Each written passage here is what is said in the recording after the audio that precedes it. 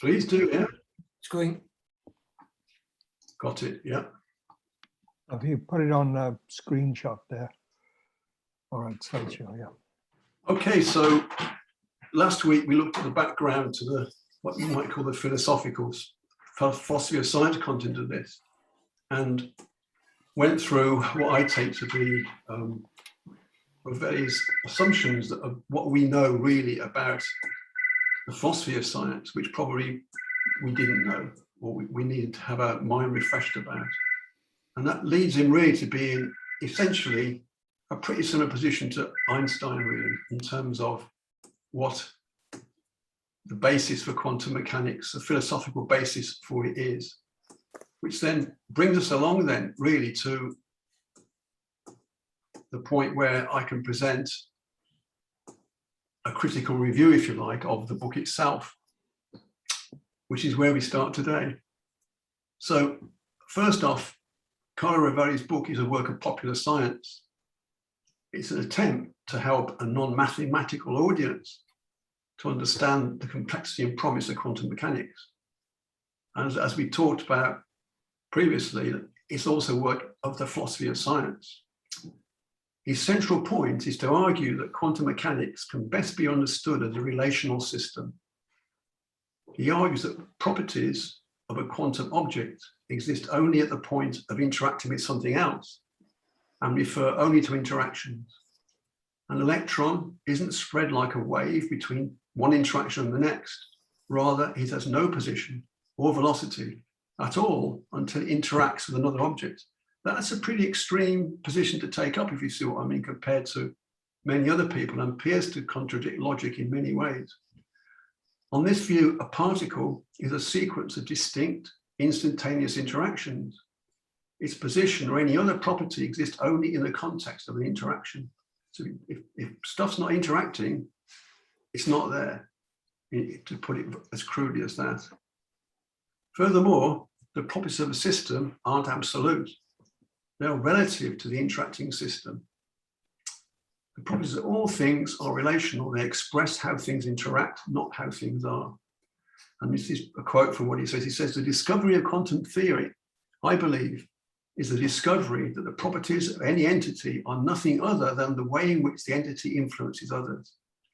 It exists only through its interactions. Quantum theory is a theory of how things influence each other. And this is the best description of nature that we have.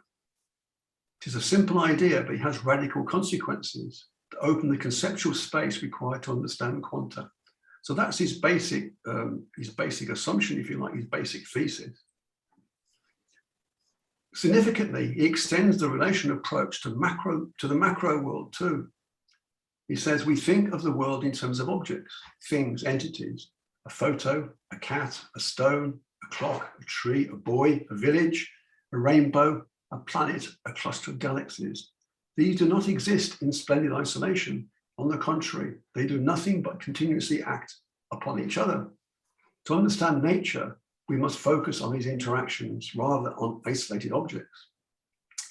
Individual objects are the way in which they interact. If there was an object that had no interactions, no effect on anything, emitted no light, attracted nothing, and repelled nothing, was not touched, had no smell, it would be as good as non-existent. The world that we know, that relates to us, that interests us, what we call reality, is the vast web of interacting entities of which we are all a part, that manifest themselves by interacting with each other. It is this web with which we are dealing. And this takes him straight to the answer to the problem of the observer. This has dogged quantum mechanics for almost a century. Put simply, the Copenhagen interpretation considers that a quantum entity, an electron or a photon, exists as a wave of probability until it is observed. When it collapses into a particle. Significantly, right from its inception, the properties of quantum mechanics, proponents of quantum mechanics, took different views on whether its propositions were ever intended as a literal description of reality, in other words, that they were ontic, or whether it was instead a means of visualizing reality in order to predict what would happen next, that they were epistemic. That contradiction has been there right from the start. And Ken, can you, are we allowed to interact, I think? probably. A little, if you wish, yeah. Could you go back? So it exists as a wave probability until it is observed. When it That's the collapses. Copenhagen interpretation, yeah. Yep, right. What do we understand by the meaning of the word observed? Well, that's what this is all about, Gareth. This is exactly what it's about. It's never been able to be properly defined by theorists of quantum mechanics. And Rovelli, as I will point out, tells you exactly what he thinks the observer is. Okay. So that's coming up. A good question, but it's the question, the big question of quantum mechanics right from the start. Okay. In other words, why should reality matter whether it's being observed or not? But that's been the basic assumption from Heisenberg on, that that's what in fact happens. So effectively, the way in which this manifests itself in one way that's easy to sort of depict is the matter of quantum entanglement. So creating the same event, it's possible to produce two separated beams of photons in a state of superposition. For example, in which spin up or spin down is correlated. If the spin of the photons in one beam is subsequently observed to be spin up, the photons in the other beam will be instantaneously observed to be spin down, even if the locations where the determinations are made are separated by vast distance.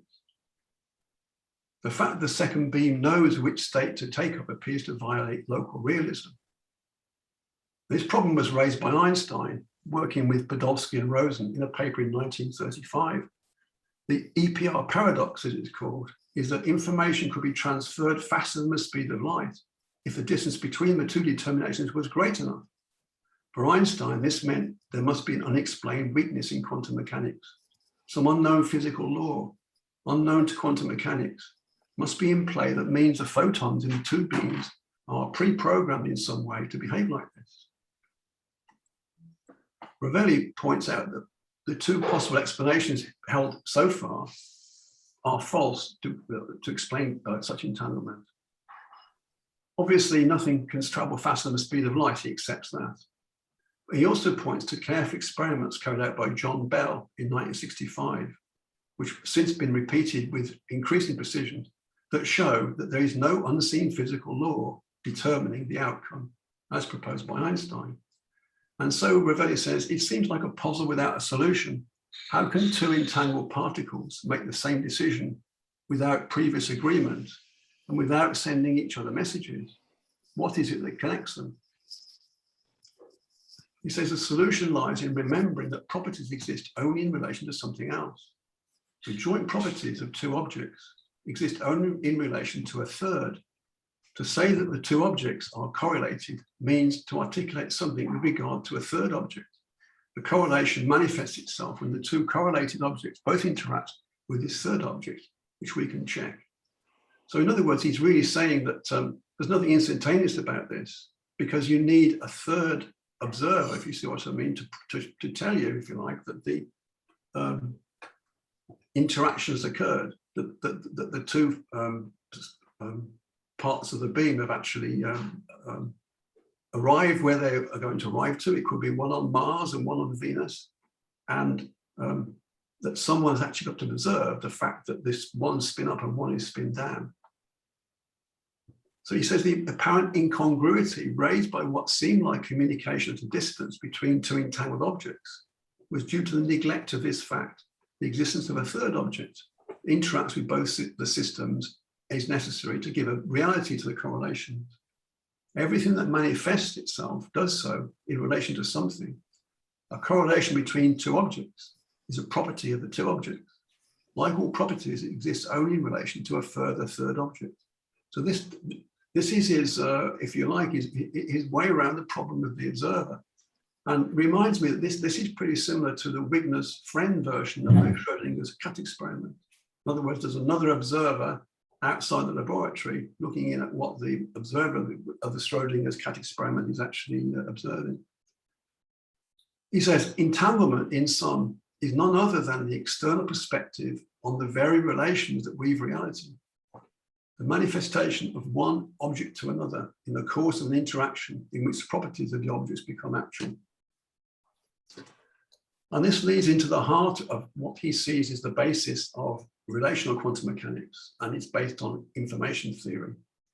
So this is central to Rovelli's approach to quantum mechanics. He says that relational quantum mechanics is a theory of information that systems have on one another. The properties of an object, he says, can be thought of as the establishment of a correlation between two objects, or rather the information that one object has on another. And he claims that the same is true of classical physics, but the difference between quantum mechanics and classical physics is shown by these two postulates. The first one is that the maximal amount of relevant information about an object is finite. And the second is that it is always possible to acquire new relevant information about an object. Looks like those two things contradict each other, but in fact they don't, because it's about relevant information. And so, because they concern relevant information, which is that which counts in predicting the future behavior of the object, new relevant information from two displaces some of the information contained in one. So if the information about the object in one is at its maximum level, that can still be changed with more relevant information, which displaces some of the information there before, which is then held not to be relevant. So he defines postulate one, identifies it with Heisenberg's uncertainty principle as follows. So he has this equation, delta x times delta p must be greater than or equal to h bar over 2, where delta x is the precision with which we have information on the position of the object, and delta p is a precision with which we have information on its momentum, its velocity multiplied by its mass. In fact, in the book, he actually uses the word velocity rather than momentum, but I've changed it here. And that might even be a translation error in the book. Anyway, also h bar, it obviously is the reduced Planck constant. The equation states that both cannot be known with exact precision at the same time. Their product cannot be smaller than h bar over 2, the reduced Planck constant divided by 2, where h bar is the Planck constant h divided by 2 pi, and h, the Planck constant, is 6.6 times 10 to the minus 34. And we don't worry about the units, but basically you can work out to the units. The key thing to notice here is that the Planck constant is an incredibly small number, 10 to the minus 34. And this is very relevant to Rovelli's view. He contends that h bar sets a limit on the size scale of the universe. He says an immediate consequence is granularity. Light, for instance, is made of photons or grains of light, because portions of energy that were even more minute than this would violate the principle. The electric field and the magnetic field, says, which are like x and p for light, would be too determined and would violate the first postulate. So he's actually using that equation to state that basically matter cannot exist in a state smaller than the dimensions given by the Planck constant. And that's a kind of pretty interesting idea. If you think that in terms of the length of things, the Planck length, then you're looking at a measurement that would have to be things like a billionth of a centimeter, 10 to the minus 34, an incredibly small number. It seems to me he's embraced a position here beyond the issue of with what precision we can determine the position and momentum of minute objects, which is the way we've all been taught to think about the Heisenberg uncertainty principle, to a position where this limitation determines what the small scale structure of reality is like. Now that's a huge step to take. That's a monstrous step to take.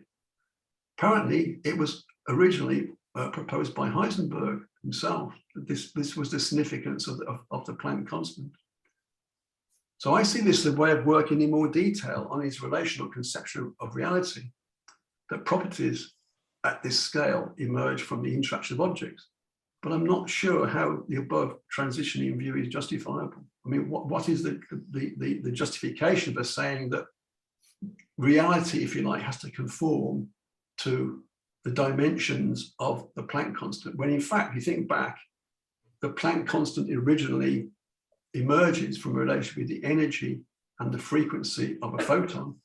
The two are proportional, and the h is actually just the proportionality constant in the equation E equals h times v. Now, to make the claim that this means reality conforms to that in some totally fundamental way, it is pretty big. It's a pretty big claim. Now, suffice it to say, in terms of information theory based quantum mechanics, it's well established by others, but may not come to the same type of conclusions. And there's a link there to a Wikipedia page about how, as a quantum information theory of how quantum mechanics works. So his second postulate is as follows, and this is also a little bit interesting and positive. Xp minus px is equal to I, the square of -1, times h bar, the reduced Planck constant. He states this is the fundamental equation of quantum mechanics. And he says that the original one we looked at from postulate 1 can be derived from it. It appears to contradict mathematical logic until it's revealed that xp and px are non-commutative variables, meaning the order in which the operations are taken is important. So again, x here is the position of the quantum object, and p is its momentum. Despite the uncertainty of determining both simultaneously, postulate 1, it's still possible to gain more information by measuring x more accurately and then measuring p more accurately. However, once you measure x, the situation has changed once you come to measure p, and vice versa. If you measure p first, the situation will have changed when you come to measure x. The equation states, says Rovelli, that there is a difference between x first, then p, and p first, then x. That is dependent on h bar, the reduced Planck constant. This is why Heisenberg's use of matrices works in predicting quantum outcomes. The order in which operators are taken counts. He takes as an example the case of the baffling experiment on quantum interference he observed in Anton Zeelinger's lab, as set out in pages 44 to 48 of Helgoland. It seems that the description of the experiment presented on page 95 is confusing, certainly to me. No other illustration of the second postulate is given. However, the equation is known to be central to the origins of quantum mechanics, and it was proposed first by Max Born in 1925, who was awarded the Nobel Prize for his work in this area in 1954. So in terms of Helgoland, the book, to me, this remains pretty unclear what the illustration is of that equation. However, Rovelli draws extensive conclusions from this. He says a single equation, quote, codes quantum theory. It implies that the world is not continuous, but granular. There is no infinite in going towards the small. Things cannot get infinitely smaller. It tells us that the future is not determined by the present. It tells us that physical things only have properties in relation to other physical things, that these properties make sense only when things interact. It tells us that sometimes perspectives cannot be juxtaposed. In our everyday life, we're not aware of this. Quantum interference gets lost in the buzz of the macroscopic world. We can reveal it only through delicate observations, isolating objects as much as possible. If we do not observe interference, we can ignore superposition and reinterpret it as ignorance. We just don't know if the cat is asleep or awake. That's his reference to the Schrödinger cat thought experiment.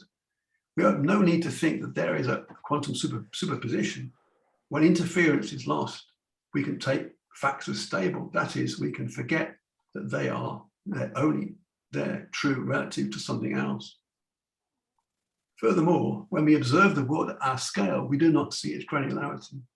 So this, in a sense, is the other side of the idea of the Planck scale of things being infinitely small. In other words, decoherence intervenes at the non-quantum everyday scale. I find this to contradict many of the examples given elsewhere in the book, where the macroscopic objects, including cats, are talked about as quantum objects, capable of superposition. Perhaps this is inevitable in a popular science approach where analogies are required to get difficult ideas over. But in my view, this does have a bearing on Rovelli's philosophy of relations in the physical world.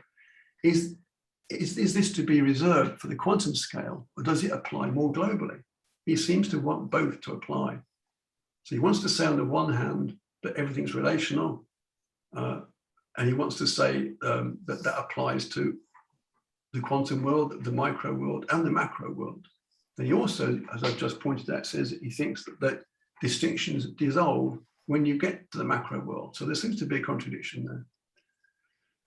If you read some accounts of relational quantum mechanics like this one, it points out that this approach is a central feature of relational quantum mechanics. So I can accept the properties of objects or an expression of their relationship to other objects. For example, in the way that Einstein with Mach says that inertia is some kind of result of the interaction between objects. But I can't accept that objects themselves only exist as a result of interaction with other objects, as Rovelli seems to accept at times. So things interact, but it's very difficult to accept the idea that they only exist if they interact. It's a commonplace, things interact with each other. That's what we do all the time. That's what we see outside in nature. But to say that things only exist as a result of their interaction is a pretty big philosophical step to take, which in fact I don't basically accept for what it's worth. Which brings him on near the end of his book to Nagarjuna.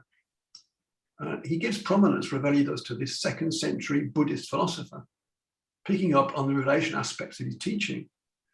So he says Rovelli says, the central thesis of Nagarjuna is simply that there is nothing that exists in itself, independently from something else.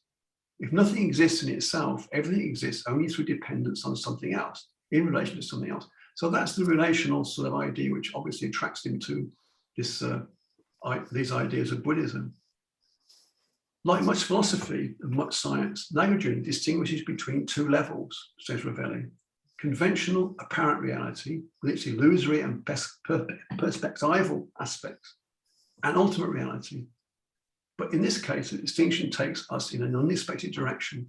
The ultimate reality for Nagarjuna, the essence, is absence, is vacuity. It does not exist. So what he's attracted to in Nagarjuna is, in fact, the ultimate reality is nothingness, which brings us into the whole Buddhist realm of meditation and freeing the self from the details of reality that take this truth away from you. So speaking of himself and trying to be humble, I guess, in a Buddhist kind of way, Rovelli says, this simple mechanic means himself, who deals in quanta, is told by Nagarjuna that it is possible to think of the manifestations of objects without having to ask what the object is in itself, independent from its manifestation. From my view, as an outcome of the relational view of the world, Rovelli's support for this view is disappointing. Though it's not surprising he's drawn to the relational aspects of Buddhism, there's no need to embrace this to understand the objection to the thing in itself. This is the stuff of the philosophical tradition from Kant to Hegel to Marx and beyond. And the discussion of the thing in itself and its meaning is actually that's what that tradition in German philosophy, which has been so influential, is actually all about. You don't need to go back to the 2nd century to start from scratch with Buddhist ideas. So I think Rovelli's enthusiasm for Nagarjuna is an attempt to free himself from what I take to be the central problem of quantum mechanics. Is it epistemic or ontic?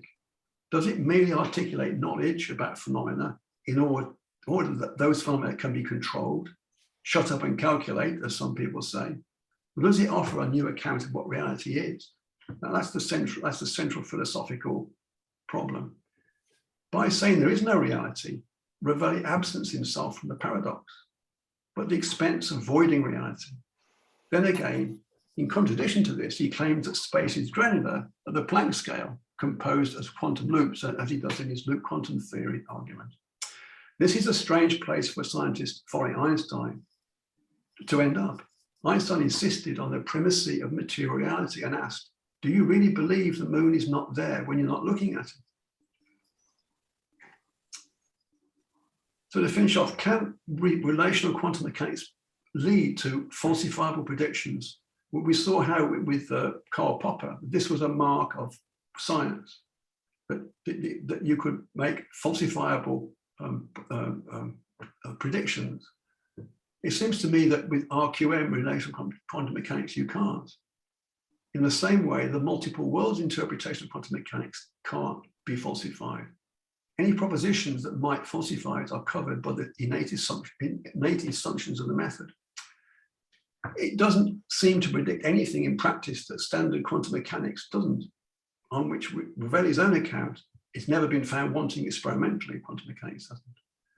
As a result, in my view, relational quantum mechanics can't yet be considered a science unless you seek to disregard Popper. At this time, it's a hypothetical interpretation of quantum mechanics.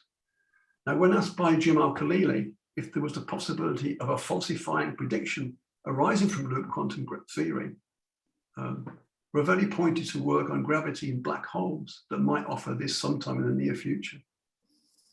And it seems ironic that he should look at the very large scale for this when QM is a theory on the very small scales. That seems very obvious. But fair to say that Einstein's work did traverse both those levels. So on relationalism, finally, I'm interested in Rovelli's approach because of its recognition of the importance of relationalism, which, if you remember in my earlier talk, that's one of the, I take to be one of the breakthrough ideas in understanding the world around you. But I disagree about how this impacts on the nature of knowledge and the actions that can proceed from that knowledge. In my view, the significant role of relationalism lies in the marshalling of concepts about the workings of a material world that is a given and is irreducible. We define and utilize concepts about the world with greater power of interpretation if we understand that those concepts are themselves relational. They are not defined as absolutes in themselves, but by their relationship to other concepts with which they are in interaction. As a result, a given concept can take on a particular shift in meaning depending on the series of interactions under consideration in that moment. Concepts are not fixed, as in the conventional hardball model, but they are in fact fluid. So this, if you like, is the conceptual version of what Rovelli is talking about. It's not the objects themselves that are defined by how the objects interact with each other. It's the concepts about which we think about reality, which is a given, irreducible entity, which in fact are relational. And I suspect the botanist that he may have actually made a confusion between those two elements. So to finish off, this can never imply that material objects can constitute themselves relationally, in my view. The moon was here long before life arose on Earth, and evolution led to intelligent animals who could think about its presence. It will still be there long after we're all gone. So that's the end of it, Kai. So that's as far as I've got with it. I feel I'm in midstream without an oar or a rudder. It's pretty. I just want to get the book. Stuff, actually, Gareth. It is pretty heavy stuff at the philosophical level. Yes, it really asks quite a lot, and how much it improves one's understanding of quantum mechanics, of course, is another issue. But I mean, certainly for the philosophical level, I think that the book is a great value because it poses these issues.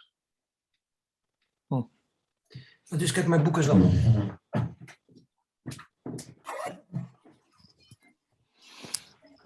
Yeah, thanks for that, Ken.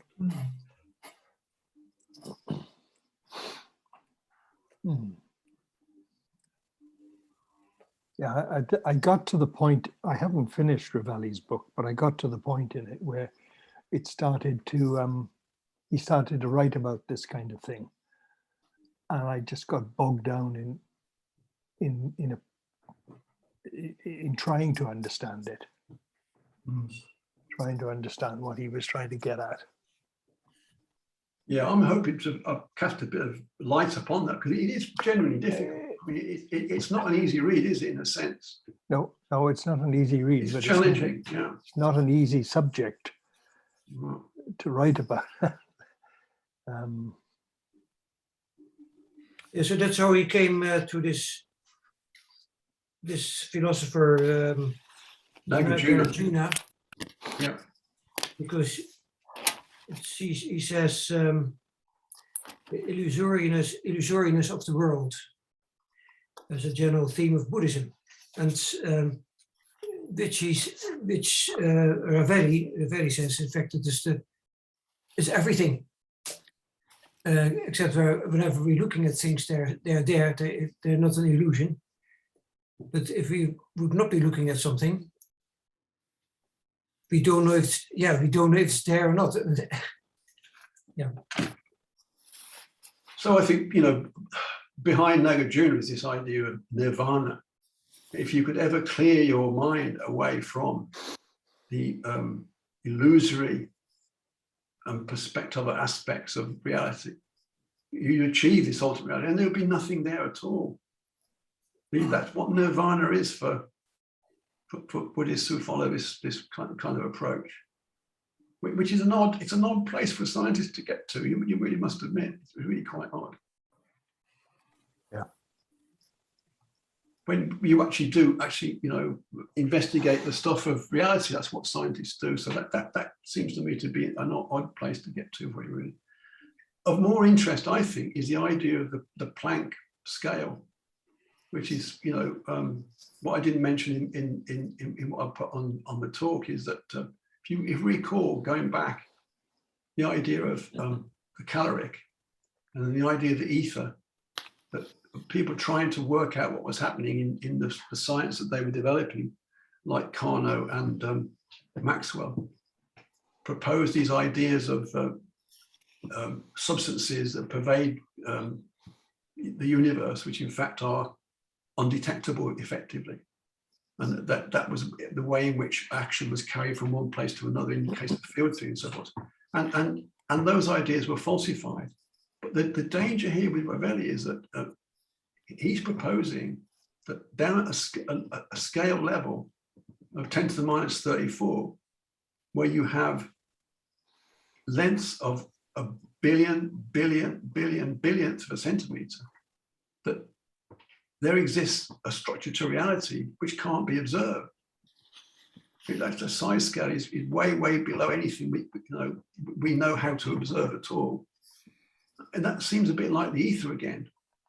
So to actually come up with a theory which in fact depends on a universal, intangible substrate. The string theorists do the same thing. Their version of this is, that's where it happens, down at this very, very small scale, this Planck scale. But there's little vibrating strings there, little harmonic oscillators that actually create certain frequencies. But this all operates at this massively unmeasurably small level. And if you go back to Popper, you're not going to find it very easy to falsify propositions made like that. The other thing that occurs to me is it's not difficult once you have noticed to suddenly develop a huge mathematical superstructure around something. You can do that very easily. If the assumptions are then, what they are, then the mathematics can become massively complex. I've not looked at string theory very much, I must admit.